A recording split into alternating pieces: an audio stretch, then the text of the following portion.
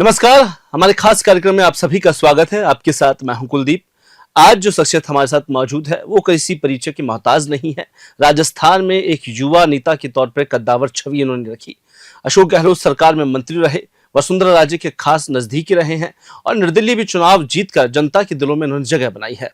और अभी वर्तमान में सरकार और चाहे लोगों के मुद्दे हो, तमाम मुद्दों को लेकर प्रखर वक्ता के तौर पर जनसेवा का काम कर रहे हैं। हमारे साथ मौजूद है ओम प्रकाश हुड्डा जी, जो महुआ विधानसभा क्षेत्र से आते हैं। सर, बहुत बहुत स्वागत है हमारे कार्यक्रम। आपका भी बहुत बहुत स्वागत, इस चैनल का भी बहुत बहुत स्वागत। सर, सबसे पहले तो राजनीतिक करियर के अंदर तकरीबन 10 साल आपने विधायक के तौर पर, 5 साल मंत्री के तौर पर राजस्थान को देखा है। वर्तमान परिस्थितियों में राजस्थान किस पटरी पर चल रहा है? मुझे सबसे पहले मैं मेरे जीवन के बारे में बताना चाहूंगा कि मुझे भारत सरकार में राजस्व विभाग में काम करने का अवसर मिला जी। और उस समय वसुंधरा जी के टच में आए, दिगंबर जी के थ्रू, और मुझे भारतीय जनता पार्टी का टिकट दिया। उन्होंने राज्य मंत्री भी बनाया और राज्य मंत्री के रूप में मुझे काम करने का अवसर मिला। हमारे सवाई माधोपुर, बांसवाड़ा, दौसा और अलवर 4 जिलों को मुझे प्रभारी बनाया गया था। जिलों में मुझे अच्छी तरह से काम करने का अवसर मिला। और सही बात यह है कि लोकतंत्र में जनता सर्वोपरि है और जनता के हितों को ध्यान में रखते हुए नेता अगर काम करेगा तो नेता कभी फेल नहीं हो सकता। लेकिन कुछ समय परिस्थिति जब होती है, हार जीत चलती रहती है। हार और जीत सिक्के के 2 पहलू हैं। कई बार परिस्थिति ऐसी होती है कि मेरे यहाँ किरोड़लाल मीणा साहब ने ईडी की रेड करवा दी थी, जिसके चक्कर में मुझे हार का सामना करना पड़ा। मैं मानसिक रूप से, मेरा संतुलन खो गया था एक तरह से। और ईडी की रेड के बाद मैं समझ नहीं पाया था कि ईडी की रेड क्यों हुई। आखिर उन्होंने 1.5 साल में जांच कर ली, दूध का दूध और पानी का पानी हो गया। जिस रीट परीक्षा को लेकर के मेरे यहाँ किरोड़लाल मीणा साहब ने जो रेड करवाई थी, रीट परीक्षा में 150 से ज्यादा लोगों को एसओजी और ईडी अरेस्ट कर चुकी है, लेकिन हमारे खिलाफ कोई कार्रवाई इसलिए नहीं हुई कि हमारा इन्वॉल्वमेंट 0 है। हमारा कोई इन्वॉल्वमेंट वहां नहीं रहा। और ये बात सही है, जब आदमी पानी में पैर देता है तभी भीगता है, पानी में पैर दिए बिना नहीं भीग सकता। मैं तो धन्यवाद देना चाहता हूं ईडी के अफसरों को कि उन्होंने दूध का दूध और पानी का पानी किया। और ये बात सही है, हम किरोड़लाल जी को भी कई बार ये चैलेंज करते हैं, निवेदन करते हैं कि सरकार आपकी है, फाइल आपकी है, जनता जांच आपकी है, अधिकारी आपके हैं। ओम प्रकाश हुड्डा ने कोई भ्रष्टाचार का काम किया तो निकालिए आप। सही बात है, ये चैलेंज है आपको, और निकाल करके हमारे खिलाफ कार्रवाई कराइए। और अगर कोई निकालते हैं तो हम राजनीति से संन्यास ले लेंगे। ऐसा कोई हमने काम नहीं किया जैसा वो अब वर्तमान में वो और उनका चाचा और भतीजा दोनों कर रहे हैं। वो भ्रष्टाचार के सरगना बन चुके हैं इस वर्तमान राजनीति में। अल्टीमेटली जब भजनलाल शर्मा जी ने मुख्यमंत्री की शपथ ली और शपथ के बाद जब मंत्रिमंडल का विस्तार हुआ, किरोड़लाल जी को भजनलाल जी के कहने पर तो मंत्री बनाया था, नहीं तो सीनियर लोग मंत्री कहां बनाए थे। भजनलाल जी ने केंद्र के नेताओं से, चाहे मोदी जी हों चाहे अमित शाह जी हों, उनसे आग्रह किया कि मुझे किरोड़लाल जैसा एक सीनियर मार्गदर्शक चाहिए जो मुझे सरकार चलाने में मदद करेगा। उल्टा मदद करते हुए, हवन करते हुए भजनलाल जी के हाथ जल रहे हैं। किरोड़लाल जी को एक तरफ उन्होंने मंत्री बनवाया, अब दूसरी तरफ किरोड़लाल जी की कुर्सी, भजनलाल जी की कुर्सी कोई पलटी मारने के चक्कर में किरोड़लाल जी घूम रहे हैं। कभी इस्तीफा देते हैं, कभी इस्तीफा नहीं देते हैं। आखिर है क्या? मैं इसका जो सबसे ज्यादा नुकसान हुआ वो मीणा समाज को हुआ है कि कोई भी जाति पर कोई भी संकट आता है, कोई काम आता है, चाहे किसी की परीक्षा का काम हो, चाहे राजनीतिक काम हो, चाहे विकास का काम हो, चाहे सामाजिक काम हो, जो मंत्री सरकार में बैठा है उसके द्वारा बहुत सारे काम संपन्न होते हैं। पूर्वी राजस्थान में एसटी कोटे में किरोड़लाल जी को मंत्री बनाया है। उन्होंने 1.5 साल निकाल दिया और आज तक कोई ऐसा काम नहीं किया, क्योंकि वो जब लोग जाते हैं तो कहते हैं मैं मंत्री नहीं हूं, और जब विधानसभा चलती है जब कहते हैं मैं मंत्री नहीं हूं, क्योंकि जवाब देना पड़ेगा वहां। साइन तो उनके आज भी मंत्री नहीं, साइन तो आज हो रहे हैं। मतलब सच्चाई तो यह है कि मेहनत करे भजनलाल और मलाई खाए किरोड़ीलाल जी। सही बात तो यह है आज की तारीख में कि मेहनत करे सरकार चलाने में भजनलाल और मलाई खाए किरोड़ीलाल। क्यों? कि जब आपको विधानसभा में क्वेश्चनों का जवाब देने की बारी आती है तो आप कहते हो मैं मंत्री नहीं हूं, छुट्टी ले लेते हैं विधानसभा अध्यक्ष से जी। जब सरकार की कैबिनेट की मीटिंग होती है तब उसमें सलाह मशवरा होता है, उसमें विचार किए जाते हैं, निर्णय लिया जाते हैं, जब कहते हैं मैं एक मंत्री नहीं हूं। और जब ट्रांसफर पोस्टिंग की बात आती है तो किरोड़लाल जी कहते हैं कि मैं मंत्री हूं। इसका मतलब यह है कि मेहनत करे भजनलाल और मलाई खाए ट्रांसफर पोस्टिंग में किरोड़ीलाल। उनके खुद के विभाग में 2000 से ज्यादा स्थानांतरण हुए, वो किरोड़लाल जी के हस्ताक्षर से ही तो हुए। अब रहा सवाल मंत्री होने का नहीं होने का, ये उनको स्पष्ट करना चाहिए कि वो मंत्री हैं या नहीं है। लेकिन वो तो खुले मंच पर कह चुके हैं ईआरसीपी की परियोजना को जैसे धरातल पर लाना हो, पूर्वी राजस्थान को पानी देने की बात हो, और उसके बाद में जब दौसा की जनता के बीच में वो रहे लोकसभा चुनाव में, उन्होंने कहा था कि मेरे भाई को जिताइए। अपने भाई के लिए कई तरह की उन्होंने बातें की। नहीं, वो तो ऐसा है ना, उन्होंने जब 4 जून को रिजल्ट आया था उससे पहले 12 अप्रैल को वो महुआ में एक जनसभा कर रहे थे। उन जनसभा में उन्होंने किरोड़लाल जी ने कहा था कि रघुकुल रीत सदा चली आई, प्राण जाए पर बचन न जाई। फिर इसके बाद जिस तरह से सुबह सुबह जो गणना हो रही थी 4 जून को, तब भी उन्होंने ये ट्वीट किया था कि रघुकुल रीत सदा चली आई, प्राण जाए पर बचन न जाई। लेकिन ये गलत है, ऐसा नहीं है किरोड़लाल जी का चरित्र। उनका चरित्र, किरोड़लाल मीणा साहब का, जो मेरे बड़े भाई है जिनका मैं आदर करता हूं, उनका चरित्र है रघुकुल रीत सदा चली आई, आंदोलन के बिना नहीं हो रही है कमाई। ऐसा ये लिखते हैं कि 380 आंदोलन कर दिए। कौन से आंदोलन ऐसे हैं जो इनके सफल रहे? सवाई माधोपुर फैक्ट्री से लेकर के अंत तक कौन सा आंदोलन जो इनका सफल रहा है? और जो भी आंदोलन किए इन्होंने, चाहे किसी हॉस्पिटल वाले के खिलाफ किए हैं, चाहे किसी बस वाले के खिलाफ किए हैं, चाहे किसी व्यापारी के खिलाफ किए हैं, उसमें इन्होंने मोटी रकम ली है और इन्होंने उससे समझौता किया है। 2 दिन तक वो आंदोलन इनका बड़ा हाईजैक और हाईलाइट होता रहता है, फिर एकदम अचानक बंद क्यों हो जाता है? इन्होंने जमुआ रामगढ़ का जो बांध था, उस बांध को भरने के लिए कभी जोशी जी के फार्म हाउस पे, कभी शर्मा जी के फार्म हाउस पे, कभी चौधरी जी के फार्म हाउस के आगे जाकर बैठ जाते थे ये, और जब इनको मोटी रकम मिल गई तो चुप हो गए। मतलब जनता समझती है सब चीजों को। आखिर जनता भी रोटी खाती है, जनता में दिमाग है, और जनता ये समझती है कि 3 दिन किरोड़लाल जी का आंदोलन चलता है, चौथे दिन बंद हो जाता है। इसका मतलब मोटी रकमों के जो एक्सप्रेस वे के जो ठेकेदार थे, ये बात मोदी जी और गडकरी जी तक भी पहुंची कि जब ये मुआवजा को लेकर बैठ गए, मुआवजा में कोई परिवर्तन नहीं हुआ, खड्डा खोद कर जमीन के नीचे बैठ गए, और नीचे बैठने के बाद में जब इनका रिजल्ट आया तो कोई ढांक के वही 3 पात, कभी पेड़ों के साथ चिपको आंदोलन की शुरुआत की, फिर अल्टीमेटली मुआवजा जितना मिलना था उतना ही मिला, कोई परिवर्तन नहीं हुआ। और जब इनकी उन कंपनी जो एक्सप्रेस हाईवे बना रहे थे उन ठेकेदारों से मोटी रकम लेने की पूर्ति हो गई, उसके बाद इन्होंने आंदोलन बंद कर दिया। इन पे भरोसा नहीं किया जा सकता कि किरोड़लाल जी ये अनप्रेडिक्टेबल नेता हैं, ये कब क्या कर दें कुछ नहीं कह सकते। ऐसा ही भर्ती अभी प्रचलन में है, सरकार इस पर काम कर रही है, हाईकोर्ट जवाब मांग रहा है। सरकार आखिर इसका जवाब, इस भर्ती को रद्द करेगी या नहीं करेगी? लेकिन किरोड़ीलाल मीणा हो, हनुमान बेनीवाल हो, ये इन तमाम नेताओं ने ऐसा ही भर्ती को लेकर युवाओं को भरोसा दिलाया। आज देखिए कि शहीद स्मारक पर हनुमान बेनीवाल बैठे हैं और किरोड़ीलाल मीणा गायब है। अब मैं तो वही तो कह रहा हूं, हनुमान बेनीवाल जी और किरोड़लाल जी एक थे, एक जमाना था। और हनुमान बेनीवाल जी पर किरोड़लाल जी की वजह से दौसा में जब हनुमान बेनीवाल जी रेल रोकी थी उन्होंने किरोड़लाल जी की वजह से, जब उस समय मुकदमा लगा था। और दोस्त से जो गद्दारी कर दे उससे बड़ा कोई गद्दार नहीं हो सकता इस देश में। दोस्त भाई से भी बढ़कर होता है। दोस्त का मतलब होता है दुख और सुख से, दुख से लेकर सुख तक जो काम दे उसे दोस्त कहते हैं, परिभाषा ये है। और हनुमान बेनीवाल किरोड़लाल जी का अच्छे दोस्त थे, लेकिन उनको भी छोड़ गए और अकेले भाग के बीजेपी ज्वाइन कर ली, और अकेली बीजेपी में जाकर के हमारा टिकट काट दिया। हमने चैलेंज कर दिया जनता के भरोसे, और जनता के भरोसे 2018 में हमने कहा कि हम जूते जब पहनेंगे जब किरोड़लाल मीणा साहब को हरा नहीं देंगे जब तक। जनता ने हमें आशीर्वाद दिया, और आशीर्वाद देकर के 20 दिन में हमें चुनाव जिता दिया। जनता की फिर हमने सेवा की। इस बार हम 7000 से पिछड़ गए, लेकिन हम पिछड़ना इसलिए नहीं मानते, ईडी की रेड होना, कुछ ऐसे इन्होंने किराए के लोगों को, एक निर्दलीय उम्मीदवार को 5 करोड़ रुपए दिए, एक को 30-40 लाख रुपए दिए, एक हरियाणा से उम्मीदवार ले आए, और कई सारी परिस्थितियां हुई। ईडी के चक्कर में हमारा दिमाग भी असंतुलित हो गया था। हम जो प्रचार प्रसार कर सकते थे नहीं हो पाया, जिस कारण हमें हार मिली। हम हार को स्वीकार करते हैं, हार को स्वीकार करके भाई जो यहाँ के इनके विधायक हैं, सही बात तो है कि विधायक को कोई खाना खाने नहीं बुलाया अगर किरोड़लाल जी का भतीजा नहीं होता तो, लेकिन किरोड़लाल जी ने उनकी अनुकंपा नियुक्त की है। और अनुकंपा नियुक्ति वाले विधायक जी ना रोज दुपट्टा बदलते हैं गड़े में, और गड़े में दुपट्टा बदलने से नेता नहीं बनता। नेता बनता है जनता के हितों को साध करके, और उन निर्णय को जो जनता चाहती है उन निर्णयों को ले तो हम ज्यादा बेहतर होंगे। टोंक में एक प्रकरण रहा, उपचुनाव के दौरान नरेश मीणा काफी चर्चाओं में रहे। दौसा में उन्होंने कई तरह के दावे किए कि वो किरोड़ीलाल के साथ है। अब आज स्थिति यह है कि वो कई प्रकरणों के अंदर है।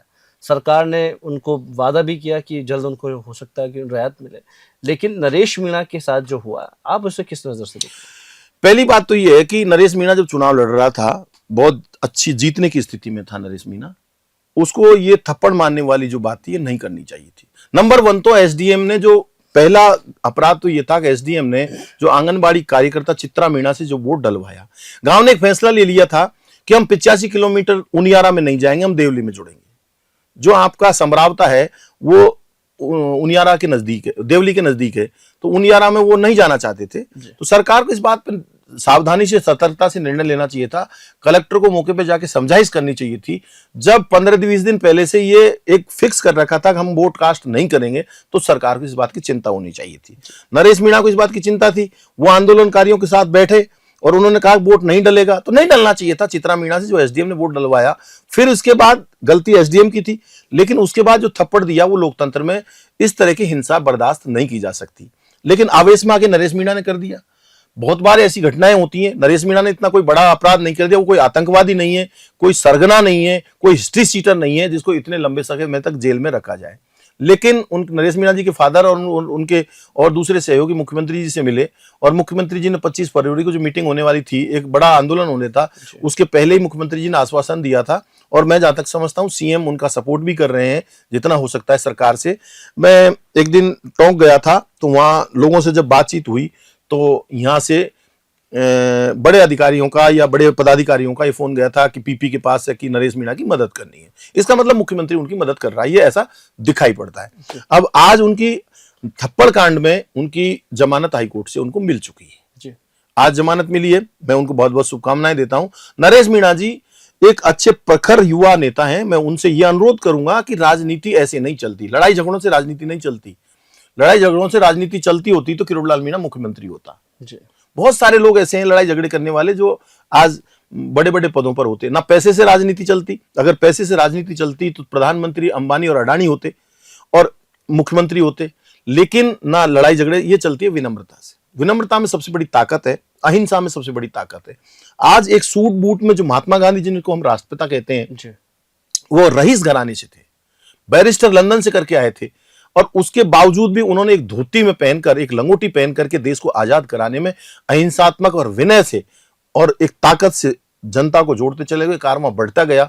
मैं तो ये कहूंगा कि आदमी को ऐसा काम करना चाहिए, चले कारवां, चले तू इस तरह कारवां के साथ, जब तू ना चल सके तो तेरी दास्ता चले। हमारे देश को आजाद कराने के लिए पंडित नेहरू की बात करें, चाहे लाल बहादुर इसकी अपने सरदार वल्लभ भाई पटेल की बात करें, चाहे महात्मा गांधी की बात करें, और दूसरे हमारे नेताओं की बात करें, इन लोगों ने देश की आजादी में बड़ा सहयोग किया है। तो ऐसा काम हमको करना चाहिए जीवन में, जो जिससे किरोड़लाल जी चाहते तो हर ब्लॉक लेवल पर मीणा हॉस्टल तैयार कर सकते थे और उनका 1 रुपया भी नहीं लगता। हमारे 50 मुख्यालय ऐसे हैं, 50 तहसीलों में जहां हमारी मीणा समाज की बाहुल्यता है, वहां मीणा छात्रावास होने चाहिए थे। किरोड़लाल मीणा साहब पहला चुनाव 1980 में लड़े, और 1980 में लड़ने के बाद में वो लगातार पहला चुनाव हार गए। 85 के बाद वो लगातार जनप्रतिनिधि रहे हैं। यानी 85 से लेकर के अब तक 2025 तक 40 साल हो गए। 40 साल में उनको इन 50 तहसील मुख्यालय पर मीणा छात्रावास बनाना चाहिए। एक बड़ी जिम्मेदारी थी उनके कंधों पर। हमारे समाज में बहुत सारे सर्विसमैन ऐसे हैं जो 2-2, 3-3, 4-4 लाख रुपए चंदा देने को तैयार हैं, फिर उसके बावजूद भी क्यों नहीं कर पाए, उनका फेलियर है। अब रहा सवाल सरकार पर आरोप लगाने का। किरोड़लाल जी जो सरकार पर आरोप लगाते हैं, इसका उत्तर तो वही दे सकते हैं क्यों आरोप लगाते हैं। लेकिन अब कुछ दिन पहले आपको देखा होगा, पौधार स्कूल के बगल में एक बड़ा भवन बन रहा है, जिसमें मैंने सुना कि 1500 करोड़ रुपए का घोटाला हो गया और 1500 करोड़ रुपए का टेंडर हो गया, फर्जी हो गया। किरोड़लाल जी ने बड़ा मुद्दा उठाया, लेकिन ठेकेदार 3-4 दिन बाद उनके घर पहुंच गया तो मुद्दा खत्म। तो किरोड़लाल जी का भी सौदेबाजी है, वो जीवन से करते आ रहे हैं, और जो आदमी सौदागर होता है वो कभी मुख्यमंत्री नहीं बन सकता। ऐसा ही भर्ती का मामला हो, ओम प्रकाश हुड्डा का पक्ष किस तरफ है? ऐसा ही भर्ती के मामले में मैं एक बहुत स्पष्ट रूप से ये कहना चाहूंगा, 750 या 743 के आसपास वैकेंसी थी, जिसमें 4 लाख अभ्यर्थी, 5 लाख अभ्यर्थी, 4.5 लाख अभ्यर्थी उसमें बैठे थे। हर व्यक्ति के पास पेपर नहीं पहुंचा, ये तो आप 100% मान लीजिए। ये कड़वा सच है, हर व्यक्ति के पास पेपर नहीं पहुंचा। 743 लोगों की पुनः परीक्षा लेकर के, चयनित अभ्यर्थियों की परीक्षा लेकर के सरकार को उस पर निर्णय लेना चाहिए। अब किरोड़ीलाल और दूसरे जितने भी हैं, मैं आपको निवेदन नाम नहीं लेना चाहूंगा, इनका यह है कि राजस्थान में करीब करीब 5 लाख से ज्यादा अभ्यर्थी एसआई की भर्ती की तैयारी कर रहे हैं। जब किरोड़लाल जी इस आंदोलन कर रहे थे, 5 लाख से ज्यादा अभ्यर्थी इसमें तैयारी कर रहे थे, और एक आदमी की 7-8 महीने का जो एक पैकेज है एसआई भर्ती का, उसका 60,000 रुपए खर्चा है। अब 5 लाख गुणा 60,000 करते हैं तो ये होता है 300 करोड़। अब 300 करोड़ में जो कोचिंग इंस्टीट्यूट चला रहे हैं उनसे मिले हुए हैं ये लोग, इसलिए एसआई भर्ती को ये कैंसिल करवाना चाहते हैं ताकि उनसे मोटी रकम इनको मिल जाए और उनका कोचिंग चल जाए। मेरा कहना इसमें यह है एसआई भर्ती में कि हर आदमी, जो 5 लाख लोग बैठे हैं भर्ती में, 5 लाख तक नहीं पहुंच सकता पेपर, किसी कीमत पे नहीं पहुंच सकता, ये बात सत्य है। लेकिन जो चयनित हुए हैं, जो फ्रॉड तरीके से चयनित हुए हैं, अभी तो पीडब्ल्यूडी में भी बहुत सारे जेईएन ऐसे हैं, कुछ पटवारी भी ऐसे हैं 2013 के बैच में, जो जिनकी जगह या तो दूसरा लड़का बैठा है एग्जाम में जी, और वो किरोड़लाल जी के बहुत खास है, नजदीकी है, तो वो कैसे बैठ गए, वो कैसे हो गया उनका सिलेक्शन जी। तो आप दूसरे की गिरबान पर आरोप लगाने से पहले अपने आप को खुद को सोचना चाहिए। और आखिर ये विश्नोई कौन है? इसका मतलब यह है कि जो इसका मुख्य सरगना है विश्नोई, उसकी जमानत हो जाएगी और वो जमानत से बाहर आ जाएगा। इस तरह की इनकी रणनीति है, ताकि एसआई भर्ती को ये कैंसिल करवाना चाहते हैं। और फिर करवाना चाहते हैं, कभी किरोड़लाल जी कहते हैं करवाना चाहते हैं, कभी नहीं करवाना चाहते, उनका स्पष्ट रुख नहीं है। अब बेनीवाल साहब उसकी तैयारी कर रहे हैं। अब एक दिन किरोड़लाल जी आ गए कि तुम्हारा नेता कहां है, तो उन्होंने कहा साहब आने वाले, तो रुकना चाहिए था उनको, जो पहुंच ही गए थे। तो निर्दलीय के तौर पे आप क्या देखते हैं कि क्योंकि आप भी एक निर्दलीय चुनाव लड़के आए, नरेश मीणा निर्दलीय चुनाव लड़े, हनुमान बेनीवाल उस लिस्ट में है, तो क्या एक संघर्ष रहता है निर्दलीय चुनाव लड़ने के बाद? किस तरीके से? हनुमान बेनीवाल एक अलग तरह का राजनेता है, वो किसी के अधीन काम नहीं कर सकते, उनकी एक फितरत है, उनकी एक आदत बन गई है, उनका एक ऐसा चरित्र है जो वो किसी के अधीन काम नहीं कर सकते। वो अपनी एक अलग तरह से अपने आप को स्वाभिमानी मानते हुए वो अलग तरह से काम करना चाहते हैं जी। अब उनका काम एक अलग तरह का करने का है, जैसे उनके क्षेत्र में कोई बीसीआर भरी जाती है तो उस अधिकारी को डांटते फटकारते हैं, इस बात से मैं सहमत हूं उनकी बात से। लेकिन वो जिस तरह से दूसरे नेताओं के खिलाफ उलुल जुलुल बोलते हैं कई बार, वो ठीक नहीं लगता। लोकतंत्र में अच्छी भाषा का प्रयोग होना चाहिए, अच्छी बेहतरीन भाषा हो, अच्छे शब्दों का चयन हो, और तब जाकर के, जैसे कविता शर्मा वाला कांड था, आपको ध्यान हो तो जी, किरोड़ीलाल मीणा हाँ, ये उसमें मैं कविता शर्मा की बिल्कुल गलती नहीं मानता। क्यों नहीं मानता? देश का प्रधानमंत्री अगर जयपुर की धरती पर आ रहा हो तो यहाँ के मुख्यमंत्री की, गृह मंत्री की, डीजी पुलिस की, इंटेलिजेंस के हेड की, सीआईडी के हेड की, इन सब की जिम्मेदारी बनती है कि कोई भी ऐसा वातावरण तैयार नहीं हो जो मुख्यमंत्री की इज्जत में कोई कमी आए या किरकिरी हो, वह प्रधानमंत्री की में। क्योंकि प्रधानमंत्री देश का प्रतिनिधित्व करते हैं। विश्व स्तर पर उनके खिलाफ कोई ऐसा काले झंडे दिखाए जाते हैं प्रधानमंत्री को, या फिर और कोई ऐसा बात होती है, तो उसके विश्व स्तर पर हमारे देश की फजीती होती है। इसलिए पुलिस की एक जिम्मेदारी थी, यहाँ के डीसीपी जो हैं अपने तेजस्विनी गौतम, उनकी जिम्मेदारी थी, उनका एरिया था, और तेजस्विनी गौतम जो बेस्ट अफसर हैं उनका एरिया था। अपने जोसेफ साहब पुलिस कमिश्नर हैं, बेस्ट अफसर हैं। अपने डीजी साहब हैं, home secretary Anand Kumar ji best अफसर हैं। इन सब की जिम्मेदारी थी कि प्रधानमंत्री का दौरा शांतिपूर्वक हो। कविता शर्मा वाली जो बात थी, उसमें मैं कविता शर्मा की गलती नहीं मानता। प्रधानमंत्री का दौरा हो, इंटेलिजेंस के पास इनपुट हो, और इनपुट के बाद सरकार काम करती है। Home secretary Anand Kumar ji best अफसर हैं, तेजस्विनी गौतम डीसीपी बेस्ट अफसर हैं, यहाँ के एसीपी हैं, और एसएचओ कविता शर्मा के पास इनपुट था। इनपुट से ये था कि कोई हंगामा हो सकता है, इसके लिए वो रात को उनके घर पे चली गई। तो पूछताछ करने तो पुलिस कभी भी जा सकती है, they can not stop you, कि आप उनको रोक नहीं सकते। पुलिस को कोई शक होता है तो रात को भी जा सकती है, रात को पूछताछ कर सकती है। कोई उन्होंने अनर्थ नहीं किया। किरोड़लाल जी वहां रात को पहुंचते हैं, एक महिला अधिकारी को धमकाते हैं। आखिर हुआ क्या? कुछ नहीं बिगड़ा उस कविता शर्मा का। क्यों नहीं बिगड़ा? क्योंकि आप अनर्गल बात करोगे, अनैतिक बात करोगे, तो आपकी बात चलने वाली नहीं है। अब दौसा के चुनाव में किरोड़लाल जी ने मंदिर के सामने हाथ खड़ा करके कहा था कि इस मंदिर की कसम खाता हूं मैं, सनातन की कसम खाता हूं मैं, और उन्होंने मंदिर और सनातन की इसने कहा है कि मंदिर के सामने मैं ये कसम खाता हूं, किसी का भी ट्रांसफर मैं नहीं करूंगा, चाहे जीते चाहे हारे, लेकिन आप मेरी मदद करो। ठीक है, उन्होंने कहा वोट भिक्षाम देई, जनता ने स्वीकार कर दिया। क्योंकि सीता माता से भी कहा गया था कि सीता माता भिक्षाम देई, तो सीता माता के साथ दगा हुआ था। मैंने वहां भी कहा था अगर दौसा के लोग वोट भिक्षाम देई के आधार पर वोट दिए तो आपके साथ भी दगा होगा। अब चुनाव हारते ही वहां ब्राह्मण समाज के 8 कृषि पर्यवेक्षक, एग्रीकल्चर सुपरवाइजर वहां लगे हुए थे। सबसे पहले ही अगले चरण में तुरंत ही सबसे पहले उन 7 ब्राह्मणों का स्थानांतरण किया उन्होंने। किसी को जोधपुर, किसी को सवाई माधोपुर, किसी को कोटा, किसी को टोंक, दूर दराज एरिया तक उनको भेजा। फिर एक सुपर कृषि पर्यवेक्षक बच रहा था ब्राह्मण, उसको भी इन्होंने दूसरे दिन जब इनको पता लगा कि एक बच गया तो उसको भी अगले दिन ऑर्डर निकाल दिया। तो ऐसे जाति विशेष के खिलाफ किसी भी राजनेता को, किसी भी जाति के नेता को नहीं होना चाहिए। 2013 से आपकी राजनीति शुरू हुई और राजनीति के दौरान हमने देखा कि आप भारतीय जनता पार्टी के शुरुआत में रहे, फिर कांग्रेस में आपको साथ मिला, अशोक गहलोत ने आपको एक बड़ी जिम्मेदारी दी। अब जब हम देख रहे हैं कि इस बार चुनाव के दौरान बीजेपी से आपका टिकट कटा, अब आगामी रणनीति किस तरीके से देखते हैं? क्या पार्टी विचारधाराओं के साथ आप जुड़े रहेंगे या जनता के लिए निर्दलीय एकजुट होकर वोट करें? किस तरीके से, क्योंकि लोग समझ ही नहीं पाते कि हुड्डा जी अब करना क्या वाला है। नहीं, लोग बहुत अच्छी तरह समझते हैं। मेरा अपना एक हृदय की गहराइयों से एक जो आवाज निकलती है वो है कि जनता सर्वोपरि है। जनता की सेवा करना ही हमारा परम नैतिक कर्तव्य, परम धर्म है जी। और जो जनता की सेवा करता है उसको मेवा जरूर मिलती है।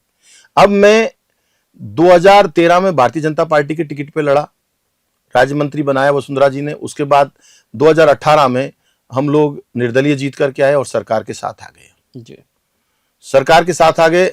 हमारे पूर्वी राजस्थान से सचिन पायलट साहब आते हैं, वहां पर सचिन पायलट साहब के सब कार्यकर्ताओं और हम सब ने मिल करके ये चुनाव 2018 का हम सब लोग लड़ा, 2023 का लड़ा, लेकिन हमें वहां कुछ परिस्थितियों के कारण हार का सामना करना पड़ा।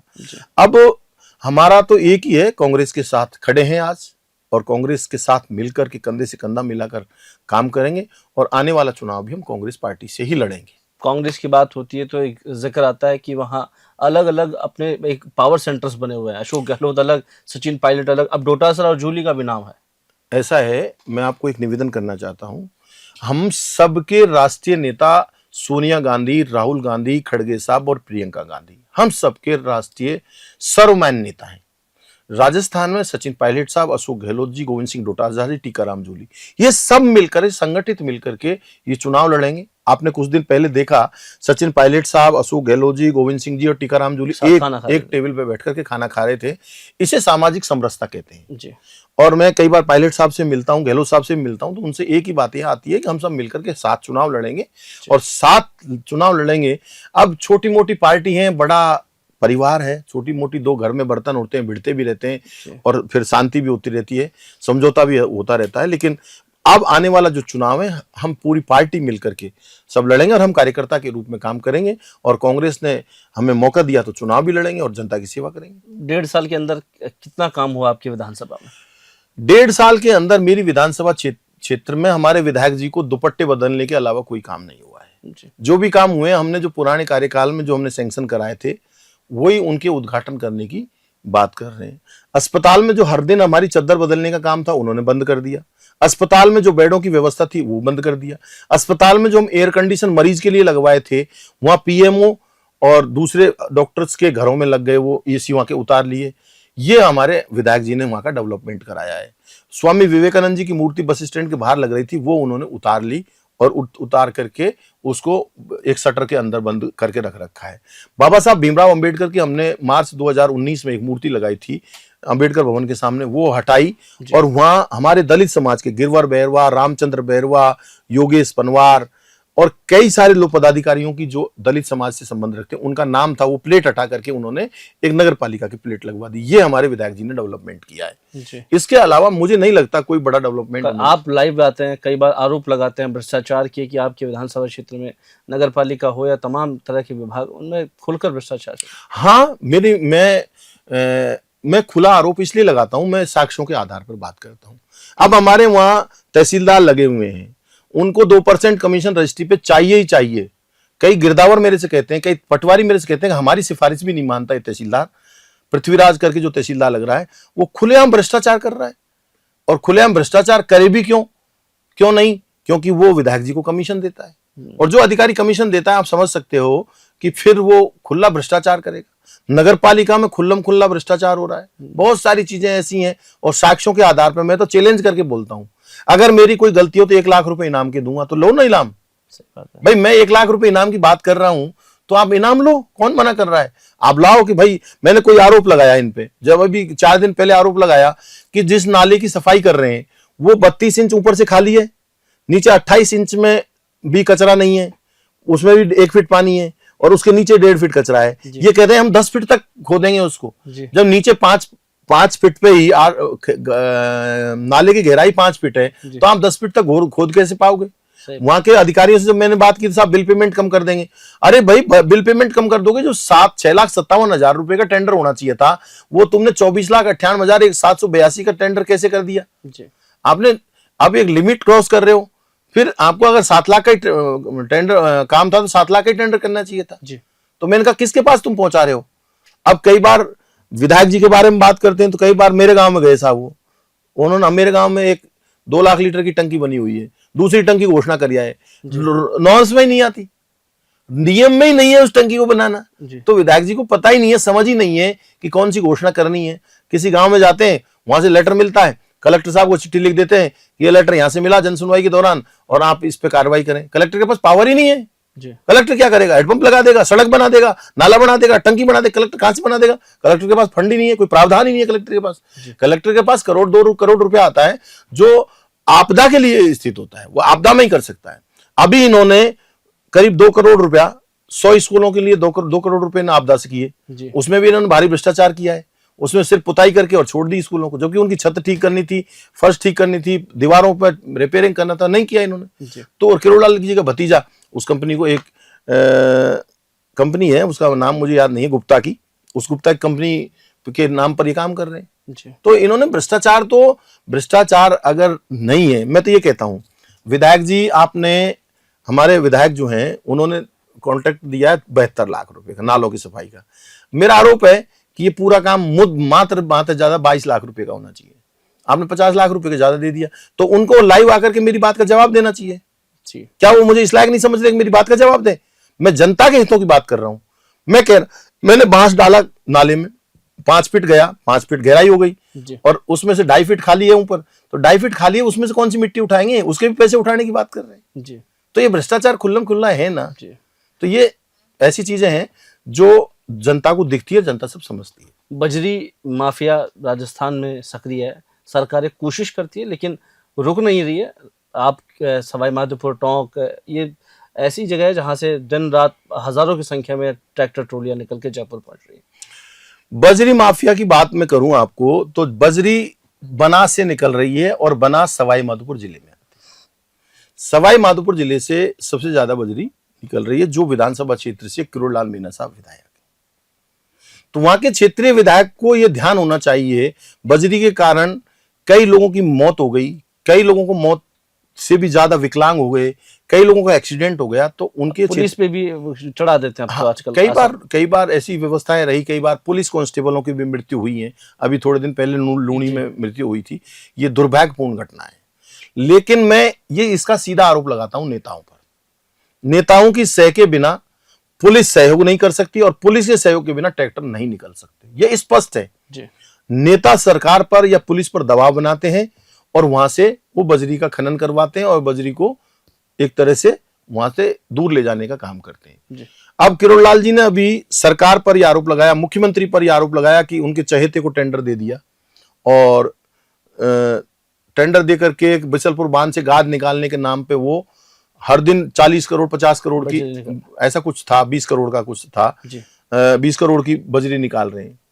किरोड़लाल जी को दूसरे पर आरोप लगाने से पहले अपने गिरेबान पर ध्यान रखना चाहिए। बजरी का काम वो खुद कर रहे हैं, खुद ये से कर रहे हैं। जो उनका वहां एक जनता दरबार है, मैं तो उसको लूट दरबार का नाम देता हूं, जहां स्वामी विवेकानंद जी की मूर्ति लगी हुई है, उसके दोनों तरफ 500 ट्रक बजरी पड़ी हुई है और अंदर जो एक उन्होंने एक बाउंड्री खींच रखी है, उनके यहाँ बजरी पड़ी हुई है। ये बजरी कहां से आई? और इस बजरी को किरोड़लाल जी और किरोड़लाल जी के भतीजे बेच रहे हैं। इसका मतलब बजरी का काम किरोड़लाल जी कर रहे हैं। मेरा सीधा आरोप है उन पर जी। नहीं तो कहां से आ गया? हमारे पास जीपीएस, फोटो, सारी चीजें हमारे पास उपलब्ध हैं। तो ये आए कहां से? तो किरोड़लाल जी बजरी का काम कर रहे हैं खुद, तो दूसरे पर आरोप लगाने से पहले खुद को अपनी बात पे ध्यान देना चाहिए था और मुख्यमंत्री जी को काम करने देना चाहिए। मुख्यमंत्री जी काम कर रहे हैं तो इस्तीफा दूं नहीं दूं, बजरी का काम करूं नहीं करूं, ऐसे नहीं चलता। इनके यहाँ हर महीने 200-300 ट्रक बजरी वहां के पुलिस के जो अधिकारी लगे हुए वो यहाँ बेचते हैं फ्री में। और इस बजरी को यहाँ जो बनास की बजरी है, जो हमारे क्षेत्र में, आसपास के क्षेत्र में काम चल रहा है, उन ठेकेदारों पर जाकर के इनका भतीजा दबाव बनाता है विधायक, और विधायक से छोटा भाई दबाव बनाता है और वहां जाकर उसको बजरी खरीदने के लिए उसको कंपेल करते हैं, उस पर दबाव बनाते हैं और उस बजरी को बेच करके मोटा मुनाफा कमा रहे हैं। तो बजरी का काम तो किरोड़लाल जी कर रहे हैं। इतना प्रखर आप बोल रहे हैं, तो पहले भी आपको धमकियां मिल चुकी है, तो क्या ऐसा ऐसा डर नहीं लगता कि सरकार और प्रशासन के खिलाफ जिस तरीके की भाषा और आरोप आप लगाते हैं, क्योंकि पहले ऐसे कई मामले हैं जिसपे आपको खुले धमकियां दी गई है लोगों को। ऐसा है कि मैं तो एक चीज जानता हूं, मौत से पहले मौत नहीं आ सकती जी। और जीवन से पहले जीवन आ नहीं सकता। इसलिए मौत से पहले जब मौत नहीं आ सकती तो डर किस बात का? जो डर गया, जो मर गया, और डर के आगे जीत है। तो हमें 2 बार जीत मिली ना डर के आगे जी। तो अब हमें अगर मर भी जाएंगे तो ये हमारा इतिहास में नाम अमर हो जाएगा कि एक ऐसे नेता से लड़ते हुए मरे जो समाज का बड़ा नेता था जी। तो हम तो सीधा सीधा ये कहते हैं कि हमारा आत्मविश्वास है, हम गिरिराज जी महाराज और खाटू श्याम के भगत हैं, हम सिद्ध बाबा के भगत हैं, हमें ये आत्मविश्वास है हमें मौत से पहले मौत नहीं आएगी। इसलिए डर किस बात का? और डरे तो वो जो बेईमान हो जी, डरे वो जो करप्ट हो, डरे वो जो भ्रष्टाचारी हो जी। ना हम बेईमान है, ना भ्रष्टाचारी है, ना हम किसी तरह का हमने करप्शन किया। हमारे अंदर डर नहीं है। हम डर इसलिए नहीं सकते और डरना इसलिए भी नहीं चाहते कि हमें जनता की सेवा करनी है। हमारा परम उद्देश्य है, हमने जनता की सेवा करनी है। और वैसे भी मेरे से तो किसी संत ने यह कहा है कि पहले भी आप संत थे पिछले जन्म में। एक बड़े संत हैं, उन्होंने जब मैं गया उनके पास और उन्होंने हाथ में देखा, हाथ में देखते उन्होंने कहा कि आप पुराने जमाने में बड़ा संत है। और मैं भी शायद इस बात को स्वीकार इसलिए करता हूं कि हम एक दिन गोवर्धन में बैठे थे, मैं और मेरी पत्नी। मैं मेरी पत्नी को बहुत प्यार करता हूं। जिस दिन से मेरी पत्नी मेरे घर में आई है उस दिन से हमारे घर को एकदम 90 डिग्री पे बढ़ावा मिला है। मतलब एकदम स्टेट हमको फॉरवर्ड मिला, अच्छा मिला है, डेवलपमेंट मिला है। और जिस दिन मेरी बेटी ने जन्म लिया है उसके बाद तो हम बिल्कुल बहुत फॉरवर्ड करके आगे बढ़े हैं। तो मेरी पत्नी और मेरी बेटी को मैं बहुत प्यार करता हूं। और मैंने जब उनके बारे में मुझे बताया कि जब से आपकी पत्नी आई है, जब से आपके घर का बहुत अच्छी तरह से बढ़ा, तो मैं इस बात को स्वीकार करता हूं।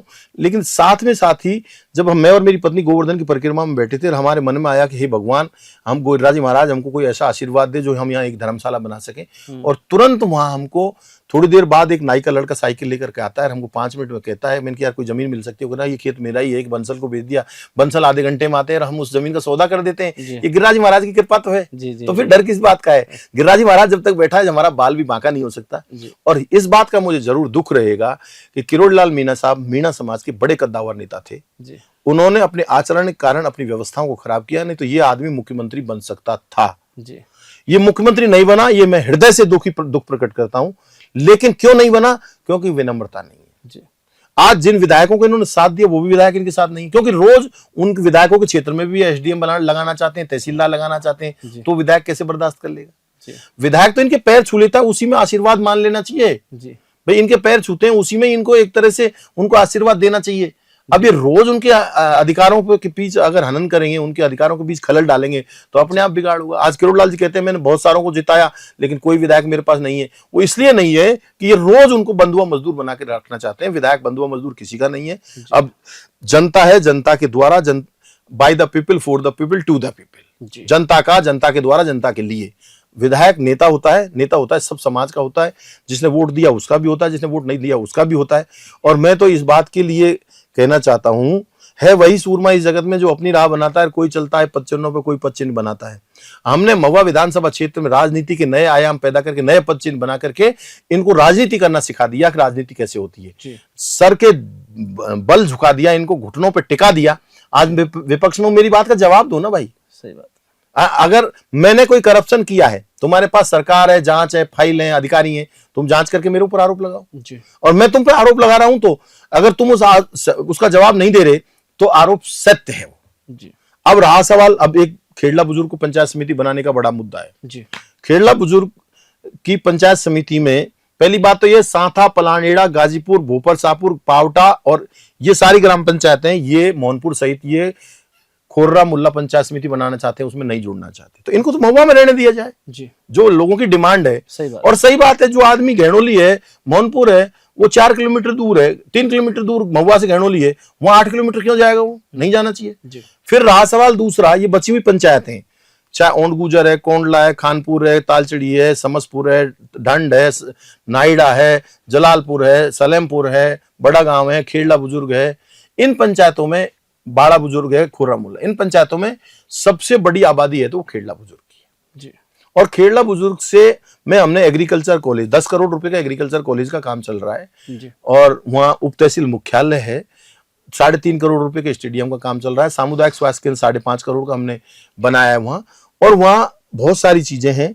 2 खेड़ला बुजुर्ग के 2 बड़े शहीद हमारे जो जिन पर हमें गर्व है, शहीद हुए हैं, उनकी मूर्ति की बगल में पंचायत समिति का मुख्यालय बने, वहाँ लोग आए और हमारे दोनों शहीदों के बीच में जमीन पड़ी उसमें बने, और शहीद के रोज हम हमारे तहसील में पंचायत समिति में आने लोग उनको नमन करें और वहाँ पंचायत समिति का मुख्यालय बने, वो बेहतर होगा। किरोड़ लाल जी अपने गांव का नाम बदलना चाहते हैं, मनोहरपुर करना चाहते हैं। सर, ऑपरेशन सिंदूर अभी चर्चाओं में है और बड़ी उपलब्धि बता रही है सरकार इसको, किस तरीके से देखते हैं? सेना, आपने बताया 2 जवान आपके उस पंचायत समिति में भी शहीद हुए हैं। नहीं, हमारे विधानसभा क्षेत्र में खास तौर से गुर्जर समाज और राजपूत समाज, 2 समाज ऐसे हैं जिनकी बटालियन जो फोर्स में, आर्मी में, सीआरपीएफ में, बीएसएफ में काम करते हैं। वैसे तो सभी समाजों में 1-1, 2-2 हैं, लेकिन इन 2 समाजों में से ज्यादा हैं। और मेरी विधानसभा क्षेत्र में करीब 28 लोग शहीद हुए हैं देश की सेवा में। अब ऑपरेशन सिंदूर की जहां तक बात है कि पहला सवाल उठता है कि जो पुलवामा का एक बड़ा जघन्य हत्याकांड हुआ था, 400 किलो आरडीएक्स कहां से आया, उसकी जांच क्यों नहीं की, कौन लोग उसमें अपराधी थे, उसकी जांच होनी चाहिए थी। राहुल गांधी जी एक ही बात तो कह रहे हैं कि पुलवामा में जो भी बात हुई, कौन लोग उसमें अपराधी थे, 400 किलो आरडीएक्स कहां से आया, कैसे आया, किन परिस्थितियों में आया, उसकी जांच होनी थी। 7 साल में सरकार उसकी जांच नहीं कर पाई। अब ये पहलगाम का बड़ा ही 27 लोगों की जान गई, निर्दोष लोगों की जान गई, और हमारी बहन बेटियों का सिंदूर उजड़ा। अब वो जो 5 आतंकी हैं, जयपुर में कोई मर्डर हो जाता है, आपने देखा होगा एक बार एक मीणा दंपत्ति का मर्डर हुआ था जी। और वो ट्रेन पे उसकी लाश को फेंक गए थे जी। और उसके बाद भी पुलिस ने सारी डिटेल निकाल ली थी जी। तो ये तो एक राष्ट्र हित का मामला था। अभी 1 महीने से ज्यादा गुजर गया, पहलगाम में जो भी अपराधी हैं जिनका स्क्रैच भी आ गया, फोटो तक आ गए कि ये 5 आइडेंटिफाई हो गए, 5 लोग हैं, तो भारत के बाहर नहीं गए, क्योंकि हमारी सारी सीमाएं सील हैं, हमारी बीएसएफ बहुत मजबूत है, हमारी सीआरपीएफ बहुत मजबूत है, और वहां किसी भी कीमत पर बाहर नहीं गए हैं, भारत के कोने में, और भारत में भी जम्मू कश्मीर के कोने में ही है। तो वो अपराधी कहाँ छिपे हुए हैं? 1 महीने तक सरकार उनको पकड़ क्यों नहीं पाई? ये फेल्योर है सरकार का जी। हमारे प्रियंका गांधी जी, राहुल गांधी जी, खड़गे साहब यही तो कहते हैं कि भाई चाहे पहलगाम हो चाहे पुलवामा, इसकी एक्चुअल जांच होनी चाहिए, चाहे किसी भी पार्टी का, किसी भी धर्म का, किसी भी मजहब का, किसी बिरादरी का हो। आतंकवादी होता है, और आतंकवादी को कड़ी से कड़ी सजा मिलनी चाहिए, सबक मिलना चाहिए। अब जब पाकिस्तान से हमारी सेना बहुत मजबूती से लड़ रही थी जी। उस स्थिति में सरकार को एक सर्वदलीय बैठक बुलानी चाहिए थी। जैसे अटल बिहारी जी ने जब कारगिल युद्ध चल रहा था तो अमेरिका के राष्ट्रपति ने उनको कॉल किया कि पाकिस्तान के प्रधानमंत्री यहाँ आ गए हैं और उनको आप आ जाइए आप। तो अटल बिहारी जी ने एक जवाब दिया था, जब तक मेरे भारत की 1-1 इंच जमीन इनके कब्जे से नहीं निकल जाएगी, जब तक मैं आपसे बात करने के लिए नहीं आऊंगा। वो भी भारतीय जनता पार्टी के प्रधानमंत्री थे जी, ये करेक्ट है। इसके बाद में जब पहले निक्सन जब बैठा था और अमेरिका में जब इंदिरा गांधी जी से जो नटवर सिंह ने किताब लिखी, one life is not enough, उस पुस्तक में लिखा कि मेरे से जब निक्सन के सामने प्रधानमंत्री जी से कहा इंदिरा जी से कि आप पाकिस्तान के मामले में इंटरफेरेंस करना चाहते थे, तो इंदिरा जी ने निक्सन को कहा था, अमेरिका के राष्ट्रपति को, कि आप मेरे मित्र हो सकते हैं, भारत के मित्र हो सकते हैं, लेकिन भारत के बॉस नहीं हो आप जी। और मीटिंग से उठ के चली आई, और चली आने के बाद में फिर दोबारा निक्सन का फोन आया विदेश मंत्री के पास, नटवर सिंह जी के पास, और नटवर सिंह जी के पास जब फोन आया तो नटवर सिंह जी ने कहा कि निक्सन जी आपसे बात करना चाहते हैं। बोला तुम निक्सन की नौकरी कर रहे हो या मेरी नौकरी कर रहे हो जी? तो उन्होंने कहा मैम आपकी नौकरी कर रहा हूं, तो मैं दिल्ली जा रही हूं, और वो बिना बात किए वहां से वापस आ गई। तो आज इनको भारत बहुत मजबूत और प्रभुत्वशाली देश है। भारत की अंतर्राष्ट्रीय स्तर पर छवि में कमी हुई है, इसके लिए जिम्मेदार सरकार है। और ये सीज फायर अच्छी बात है, लड़ाई ना हो ये भी अच्छी बात है, लेकिन ये सीज फायर जिस तरह से अचानक जो फौज का एक तरह से जो धैर्य, एक तरह से उनका विश्वास जो खोया है वो ठीक नहीं है। अब फिर दूसरी बात, जैसे फौज के लोगों से प्रधानमंत्री जी की रैलियों में स्वागत कराना, ये ठीक बात नहीं है।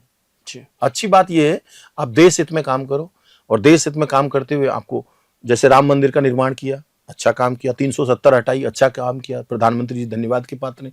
लेकिन जो ये कार्रवाई हो रही है, चाहे ईडी की कार्रवाई, इनकम टैक्स की कार्रवाई हो रही है, जो इस तरह से अब ये घर घर सिंदूर बांटने की बात कर रहे हैं जी। सिंदूर तो पति ही दे सकता है जी। सिंदूर का मतलब ये है, आपने देखा हो तो जब अपन पहले तो जैसे समाजों में होती थी, शादी पहले हो जाती थी और गौना बाद में होता था। जी। अब शादी भी उसी दिन होती है, फेरपट्टा गौना भी उसी दिन होता है। जी। जो वो सिंदूर आता है, सिंदूर की डिब्बी आता है, जो ससुराल पक्ष से आता है, वो छोटी सी डिब्बी आती है जी। और ससुराल पक्ष से लेकर के आते हैं उससे, और ससुराल पक्ष की जो सामान होता है दुल्हन का, उसमें से दूल्हा सिंदूर की 2 चुटकी लेकर के और लड़की की मांग भरता है, उसकी पत्नी की मांग भरता है। तो सिंदूर देने का अधिकार तो सिर्फ पति को है। जी। भारत की संस्कृति और सनातन अगर ये कहता है कि भगवान श्री राम ने सीता जी की मांग में भी सिंदूर भरा था, तो भगवान श्री राम नहीं भरा था, पति होने के नाते। और लक्ष्मण कितना प्रभावशाली था, लक्ष्मण राम से कम प्रभावशाली नहीं था, लेकिन उसने बड़े भाई का आदर किया।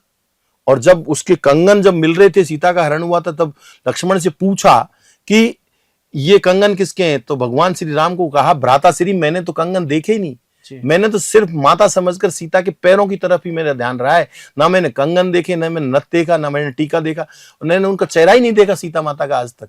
तो भारत की संस्कृति तो इस तरह की मर्यादा पुरुषोत्तम की संस्कृति है, मर्यादा पुरुषोत्तम श्री राम की संस्कृति है। उस संस्कृति में कोई पति के अलावा सिंदूर देने जाए तो अपराध की श्रेणी में आता है। और मैं समझता हूं ये 9 जून से जो सिंदूर बांटने की बात कर रहे हैं ना, लठ बजेंगे कहीं न कहीं, 100% लठ बजेंगे कहीं न कहीं कि तू मेरी पत्नी को सिंदूर देने आ गया।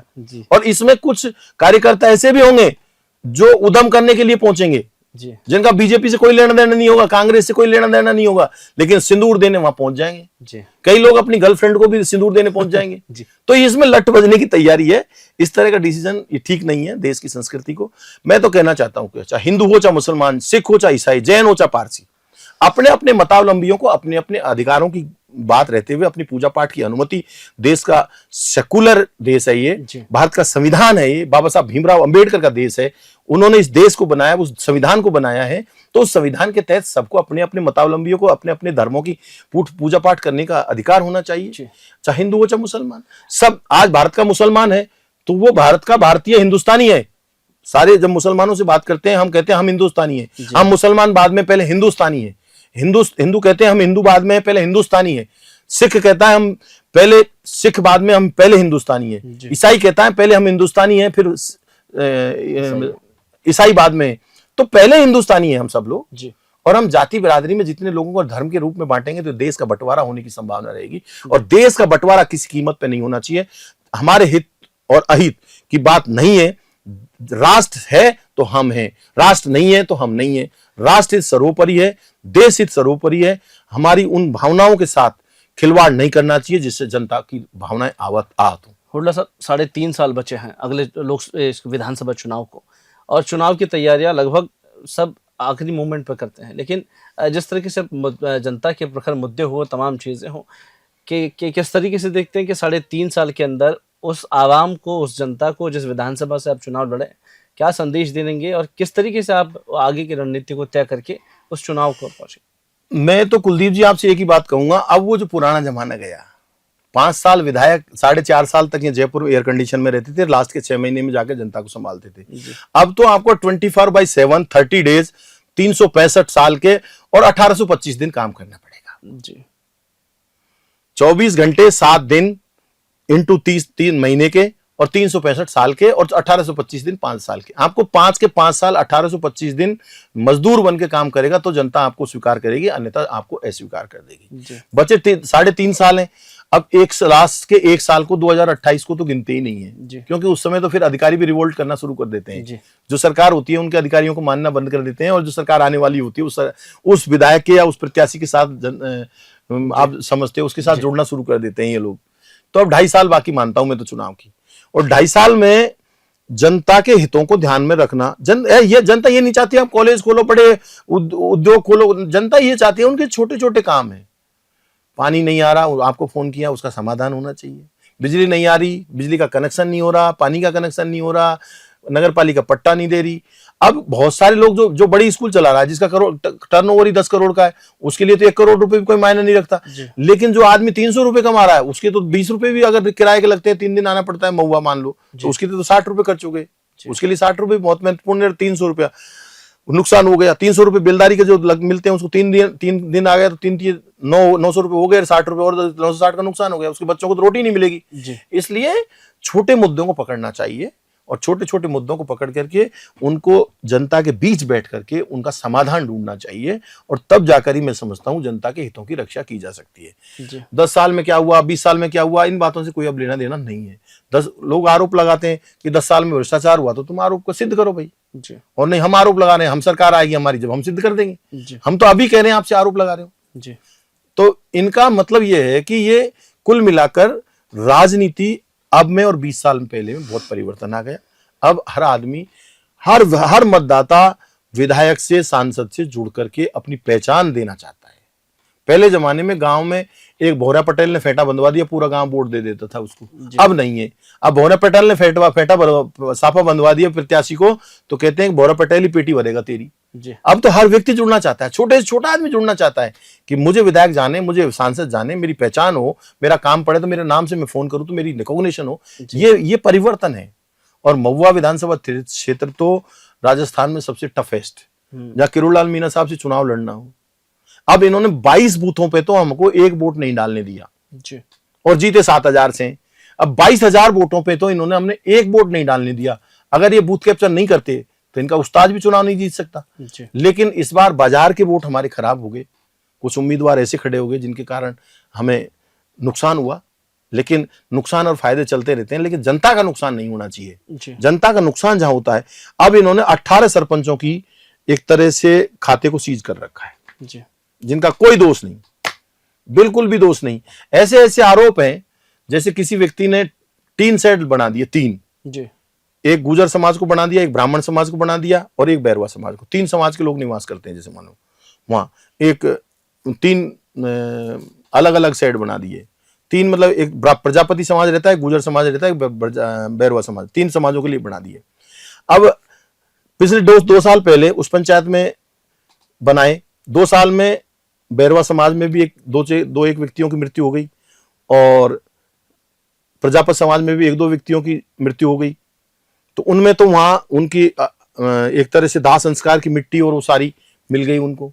तीसरा जो था, अब आप सब जानते हैं आजकल हर समाज की अलग अलग दाह संस्कार की, ये तो संस्कृति है भारत की। भारत के किसी भी कोने में पहुंच जाओगे तो ब्राह्मणों की अलग होगी, राजपूतों की अलग होगी, बनियाओं की अलग होगी, मीणाओं की अलग होगी, जैन की अलग होगी। ये सब अलग अलग है प्रक्रिया। तो इसमें इतना ज्यादा सोचना नहीं चाहिए। तो यहाँ के जो अधिकारी गए हैं, जो किरोड़लाल जी के अधीन काम करते हैं, वो कहते हैं ये दो आपने 3 सेट लगाए दाह संस्कार के लिए, प्रजापति और बैरवा के लिए, तो ठीक है। लेकिन इसमें अभी कोई दाह संस्कार नहीं हुआ, ये निष्फल है। कैसे निष्फल है भाई? कि गुर्जर समाज के लोग को कैसे, जब वो आदमी कोई मृत्यु नहीं हुई तो किसका दाह संस्कार करते उसमें? 1.5 साल में वहां गुर्जर समाज के किसी भी व्यक्ति की मृत्यु नहीं हुई तो कैसे दाह संस्कार करते? और क्यों करते? ये उन अधिकारियों को समझ में नहीं आती। तो अधिकारी कहते हैं कि साहब आप तो राजनीति के शिकार हो गए। राजनीति के शिकार मतलब किरोड़लाल जी शिकार करेंगे? ऐसा है, उस नीली छतरी वाले के पास सारा हिसाब है। किसी ने कहा था बड़ा होकर के कि मैं इस तरह से मार दूंगा और काट दूंगा, तो उसने कहा बेटा तू ना बड़ा होगा ना मारेगा। तो किरोड़लाल जी को इतना बड़ा ही नहीं बनने दिया भगवान ने जो वो मार देगा। वो सिर्फ उदम कर सकता है लोगों से, इससे ज्यादा उनकी हैसियत नहीं है। और मैं तो उनसे ये अनुरोध करूंगा, अब 75 के हो गए हो, 75 के बाद वानप्रस्थ आश्रम शुरू हो जाता है। उनको घर परिवार छोड़ करके और समाज की सेवा के लिए कहीं संत के रूप में काम करना चाहिए। मेरी बात अधूरी रह गई थी। मेरे से उस गुरुजी ने कहा था कि आप पहले भी संत रहे हो और आगे भी आपको 75 के बाद या 73 के बाद आपको संत होना तय है। पता नहीं वो उन्होंने किस आधार पे कहा है, लेकिन इतना जरूर जानता हूं कि गरीब मेरे पास ये कह के आए कि मेरी बेटी की शादी मेरे से नहीं हो रही, आप गुड़ला जी सहयोग करो, तो मेरे मन में उद्गार उठते हैं, खुशी होती है मुझे। ये किससे सुने आपने? हाँ, इस बात की खुशी होती है कि मुझे भगवान ने इस लायक बनाया कि मैं उस गरीब की मदद कर सकूं। अब एक महिला थी, वो मेरे पास आई और उसने कहा कि मेरे कोई भाई नहीं है और मेरे भात भरने के लिए कोई नहीं आ रहा, तो मैं उसके भात भरने गया। और हाथ भर के आया। जी। अब उससे बहन का रिश्ता हो गया, जी। मेरे बेटे की शादी में आई जी। और मेरे बाद में जो हाथ देने के बाद थालेंडी लेके आया, थालेंडी लेके आई, मैंने उनको बेस किया, उनकी पुत्र वधुओं को बेस किया, उनके पुत्रों को गिफ्ट किया। फिर मेरे बेटे की शादी में आई, तब उनको हाथ में मेरे ससुराल वाले से और मेरी बेटे की ससुराल वालों से उनसे उनकी पैरावनी करवाई। तो इसे बहन कहते हैं। जी। और ये बहन का दर्जा, धर्म की बहन का दर्जा बहुत मुश्किल मिलता है, ऐसा नहीं है। जी। जिसमें कहते हैं कि ये कहते हैं कि तपेश्वरी तो राजेश्वरी, राजेश्वरी सो नरकेश्वरी, जी। ये तीन प्रकृति हैं। जिसने तप किया वो राज करेगा, राज करेगा, जो गलतियां होंगी गलतियां तो फिर नरक में जाएगा। जी। लेकिन अगर राज करते हुए भी तप में अगर लग जाता है आदमी, तो फिर वो एक तरह से फिर अगले जन्म में भी उसको राज करने का अवसर मिलता है। जी। अब जिस तरह से दौसा की जनता, सवाई माधोपुर की जनता, महुआ की जनता जैसे त्रस्त हो रही है, मेरे पास तो फोन आते हैं, RJ 25 की बहुत सारी गाड़ी महुआ में घूमती, मैं पूछता हूँ कैसे आ रहे हो, अरे साहब बड़ी गलती हो गई, हमने करोड़लाल जी को जिता दिया, यहाँ आना पड़ता है। जी। अपने क्षेत्र के लोग होते हैं, क्षेत्र में होता तो क्षेत्र का घर होता, वहाँ अपनी समस्याएं सुनते, समस्याओं को पहुंचाते, तो दूर दराज के लोगों को जिताओगे तो ऐसे ही काम होगा। जी। करोड़ला साहब बहुत बहुत शुक्रिया, आप आए। और हम चाहेंगे कि राजनीति में जिस तरीके के वादे आपने अपने ईश्वर से जिस तरीके की प्रार्थनाएं की है, वो जनता के साथ भी आपसे जुड़ी रहे। और जनता तमाम चीज़ों को 10 साल के आपके राजनीतिक करियर को देखा है, तो उम्मीद है कि आने वाले चुनाव में एक बेहतर आशीर्वाद के साथ आपको एक अच्छा मौका मिले। और इसी के साथ बहुत बहुत शुक्रिया, आप यहाँ आए, आपने समय दिया। आपका बहुत बहुत तहे दिल से आभार, मेरी बात को आपने जनता तक पहुंचाने का काम किया है, इसके लिए मैं बहुत आपका आभारी हूँ। और जब भी कोई मुद्दे होंगे जनहित के, और वादे की जरूरत नहीं होती, इरादे नेक होने चाहिए। जी। वादे तो वो करते हैं जो झूठे होते हैं, वादे की जरूरत करने की जरूरत नहीं है, इरादे नेक होंगे तो अपने आप जनता का भला होगा। तो फिलहाल इस खास कार्यक्रम में इतना ही। आज हमारे साथ थे ओम प्रकाश हुड्डा जी, जो एक बड़े कद्दावर नेता के तौर पर राजस्थान के एक बड़ी छवि रखते हैं। साथ ही कई मुद्दों को लेकर उन्होंने प्रखर तौर पर हमसे बातचीत की और अपनी बातों को आगे मंच तक पहुंचाया। फिलहाल के लिए मुझे दीजिए इजाज़त, नमस्कार।